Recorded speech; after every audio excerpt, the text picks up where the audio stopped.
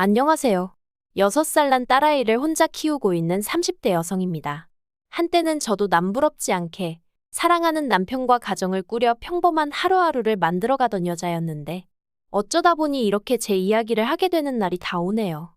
제가 이렇게 제 이야기를 하는 이유는 사람들에게 제 전남편 욕을 해달라는 뜻도 있지만 동시에 저 같은 사람도 결국 이렇게 힘을 내서 살아가고 있다는 말씀을 드리고 싶어서예요.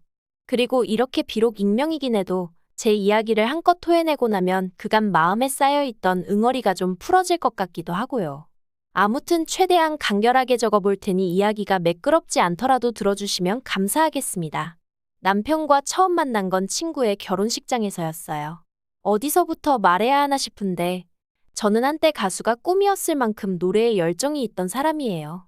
하지만 일이 잘 풀리지 않아서 가수라는 꿈은 이루지 못했고 한동안 저와 같은 꿈을 가진 친구들에게 보컬 수업을 했었네요.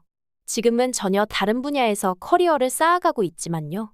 아무튼 이런 제 상황을 알던 친구가 자기 결혼식 때 축가를 불러주면 안 되겠냐고 아주 간곡히 부탁을 하대요.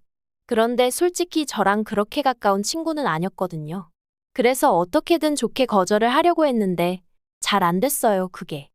친구 결혼식에서 축가를 부르고 따로 뭐 얼마라도 받고 그런 건 없었어요. 친구가 먼저 묻지도 않았고 저도 기왕 해주기로 한 거 기분 좋게 불러주고 말지 싶었죠. 그런데 신혼여행에서 돌아온 친구가 저에게 줄 선물이 있다며 만나자고 하대요. 그리고 그렇게 나간 자리에 선물 대신 남편이 나와 있었죠. 솔직히 처음엔 좀 황당했어요. 친구 딴에는 나름 기발하다 생각했을지도 모르겠지만 당시 저는 남자를 소개받고 싶은 마음도 없었고 결혼에는 더욱이 뜻이 없었으니까요. 하지만 친구가 아기가 있어 만든 상황이 아닌 건 확실했으니 별달리 기분 나쁜 티는 내지 않았습니다. 그리고 말이 나와서 말이지만 그때 당시에는 남편이란 사람 자체가 싫지는 않았거든요. 어떻게든 분위기를 띄워보려고 노력하는 모습도 좋았고 제 이야기에 귀 기울이는 태도도 인상적이었달까요? 그리고 무엇보다 남편이 저를 무척이나 마음에 들어한다는 게 제 눈에 보이더라고요. 그게 좋았어요. 이후로 남편은 하루가 멀다 하고 문자에 전화를 해대며 적극적으로 다가왔고 그렇게 결국 저희는 얼마 지나지 않아 연인 사이가 되었습니다. 사귀는 동안 어느 다른 연인들처럼 약간의 투닥거림도 있었지만 비교적 원만한 관계를 유지해 나갔고요. 그러다 제 나이 30, 남편 나이 32의 부부의 영까지 맺게 되었죠. 결혼할 때 시댁에서 집을 해주셨고 저희 친정에서 혼수를 채워주셨습니다. 시댁에서 해주신 집이 브랜드 아파트는 아니었어도 비교적 신축이었던 데다가 방도 3개나 되는 30평대 아파트여서 무척 감사하게 생각했어요.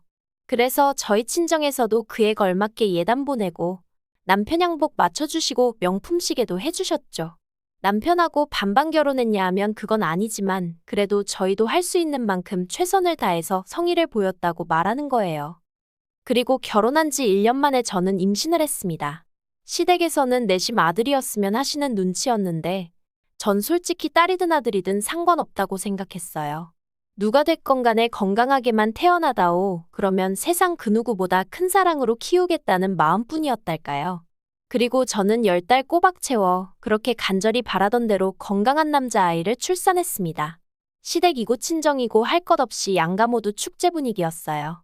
남편도 제 손을 붙잡고 눈물을 흘리며 고맙다 고생했다 수고했다. 그리고 아버님께선 축하금이라며 3천만 원을 주시기까지 하셨는데 이 이야기를 전해 들은 친구들이 저더러 복받은 기집애라고 농담 반 질투 반으로 한마디씩 하기도 했었죠. 이젠 다 지나간 과거의 이야기지만 저에게도 이런 날들이 있었고 그래서 이때만 하더라도 저는 제가 세상에서 제일 행복한 여자 중 한 사람이라고 믿어 의심치 않았네요. 하지만 그 행복은 오래가지 못했습니다. 아이 돌잔치까지 일주일 정도를 남겨두고 있던 어느 날 평소처럼 남편의 퇴근을 기다리고 있었는데 전화 한 통이 걸려왔어요. 그리고 저는 별 생각 없이 그 전화를 받았죠. 그런데 건너편에서 흘러나오는 건 웬 어린아가씨의 목소리였습니다. 아주 당당하게 저희 남편 이름을 말하며 자기가 저희 남편과 사랑하고 있다는 이야기를 하대요. 단 한순간도 상상해 본 적 없던 상황이라 순간 멍해지는 게 이게 지금 무슨 소리지 꿈인가 싶기도 하고 그래서 그냥 전화를 끊어버렸어요. 말문이 막힌다는 게 이런 건가 싶대요. 하지만 또다시 그 번호로 전화가 걸려왔고 저는 도저히 손발이 부들거려서 전화를 받을 수가 없었죠. 그런데 그 여자도 약이 올랐던 건지 아니면 절 쓰러뜨리겠다고 작정이라도 했던 건지 연달아 문자가 왔어요. 그리고 저는 고민 끝에 그 여자가 보낸 듯한 문자를 확인했는데 거기엔 남편의 벌거벗은 사진과 함께 어떻게 만나서 그간 어떻게 관계를 맺어왔는지 일련의 스토리가 쭉 적혀 있었습니다. 저더러 남편을 놔달라는 말 같지도 않은 말도 함께요. 사실 제가 출산하고 얼마 지나지 않아 남편이 개업을 했어요. 원래 다니던 회사를 나와서 자기 이름 석자 걸고 사업을 해보고 싶다면서 말이죠. 그리고 전 그런 남편을 진심으로 응원했습니다. 저와 이제 태어난 아이를 위해 노력해주는구나, 애써주는구나 싶어 고마운 마음까지 있었죠. 그런데 개업을 하고 얼마 지나지 않아 남편의 퇴근 시간이 늦어지기 시작했고 주말에도 출근이다 출장이다 집을 비우는 날이 많아져 갔어요.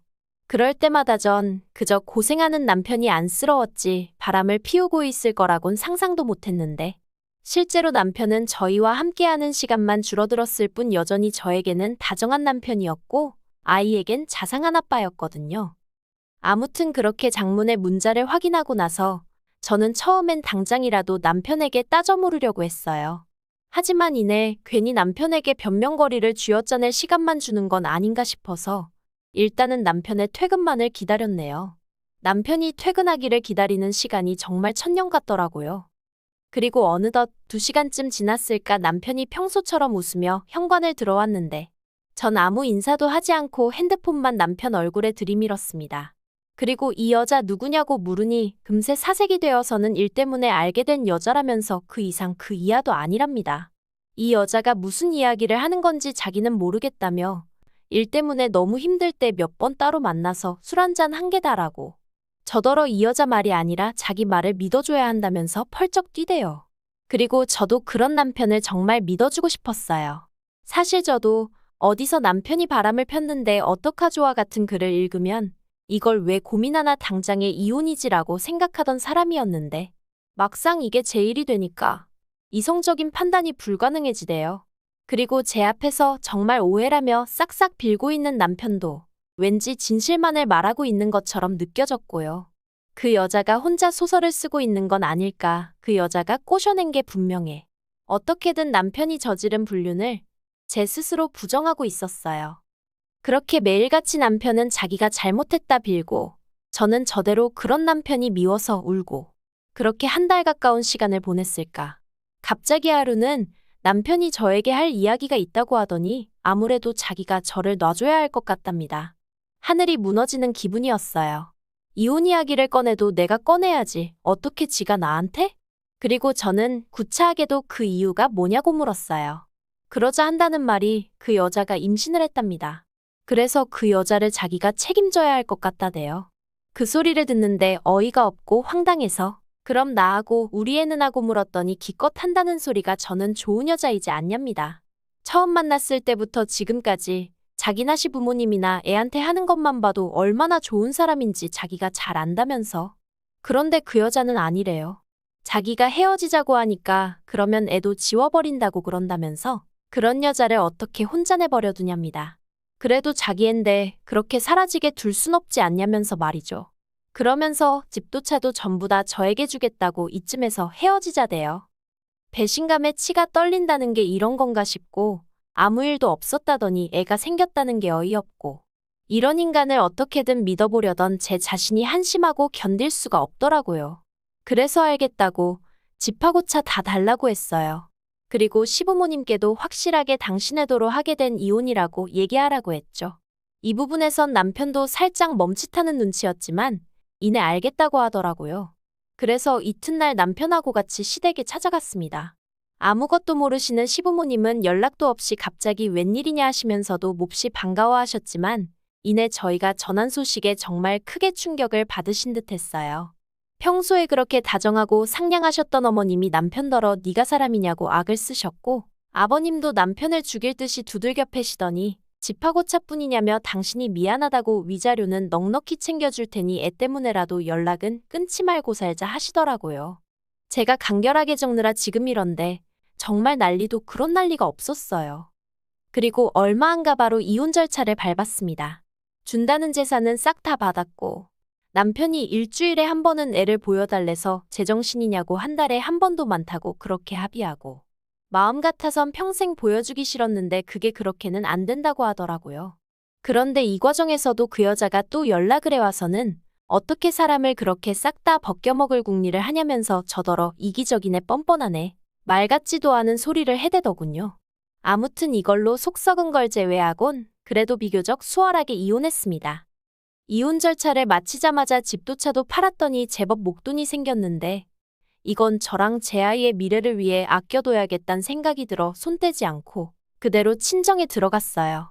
친정 부모님께는 그저 죄송한 마음뿐이었죠. 주변 사람들한테 딸 자랑하는 재미로 사셨을 텐데 괜히 얼굴에 먹칠을 한 것 같았거든요. 물론 이런 제 생각을 말씀드리며 죄송하다 하니 친정 부모님께선 그게 무슨 말 같지도 않은 소리냐며 이래도 저래도 당신들의 하나뿐인 소중한 딸이라고 제 잘못도 아닌데 절대로 주눅 들지 말라고 하셨지만요.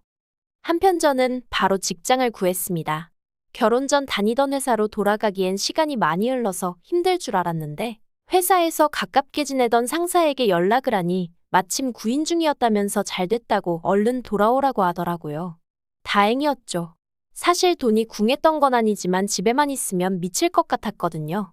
물론 여전히 지금도 속에서 울컥하고 뭔가 올라올 때가 있긴 하지만 그래도 지금은 많이 안정되고 편해졌어요.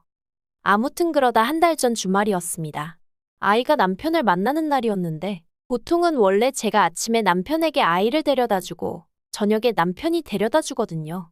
그런데 어째서인지 그날따라 남편이 자기가 데리러 오겠다더니 저더러 애 데리고 놀이공원에라도 갈까 하는데 같이 가겠냐는 거예요. 그래서 제가 제정신이냐고 됐다고 애나 제대로 놀아주라고 했어요. 그랬더니 그러면 저녁이라도 같이 먹을 거냐는데 어이가 없어서. 그래서 제발 쓸데없는 소리 하지 말고 눈앞에서 사라지라고 했죠. 그리고 그날 저녁 남편이 애를 데려다 주러 왔는데 애는 집에 먼저 들여보내고 저더러 얘기 좀 하자며 저를 붙잡는 거예요. 마주하기가 죽기보다 싫었지만 그래도 애에 관한 이야기인가 싶어서 그렇게 집 근처 카페로 향했습니다. 그런데 남편이 저랑 마주 앉더니 우리 처음 만났을 때 생각나냐? 그때 너 참 예뻤다. 하나마나한 쓸데없는 소리를 늘어놓는 게 아니겠어요. 그래서 제가 이딴 소리나 할 거면 가겠다니까 잠깐만 있어보라더니 자기가 아무래도 큰 실수를 한 것 같다는 거예요. 도대체 무슨 소린가 싶어서 남편을 가만히 쳐다보니까 그 여자 애가 자기 애가 아니랍니다. 저는 처음에 뜬금없이 무슨 소리를 하는 건가 싶었죠.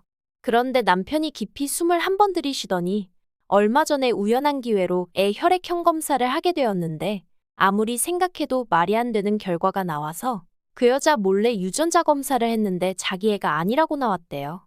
그리고는 그 여자한테는 이미 이혼하자고 얘기해뒀다면서 자기한테 진짜 염치 없다는 거 아는데 한 번만 기회를 주면 안 되겠냐입니다. 그런데 그 이야기를 듣는데 자꾸 피식피식 웃음이 나는 거예요. 이 인간 천벌 받는구나, 천벌이라는 게 있긴 있구나 싶은 게. 결국 제가 소리내서 깔깔웃다가 기회 같은 소리 한다고 됐다고 했어요. 그리고 먼저 일어나서 뒤돌아 집으로 오는데 그렇게 가벼운 발걸음은 참으로 오랜만이었네요.